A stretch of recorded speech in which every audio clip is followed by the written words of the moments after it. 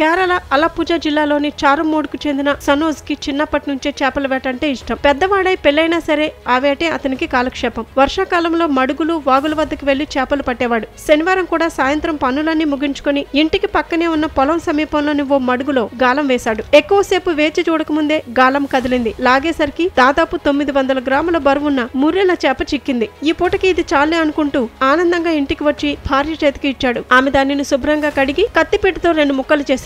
ఆ మరుక్షణం ఆ చేప కడుపులోంచి నేల మీద పడిన 2.5 అడుగుల పామును చూసి కెవ్వుమంది.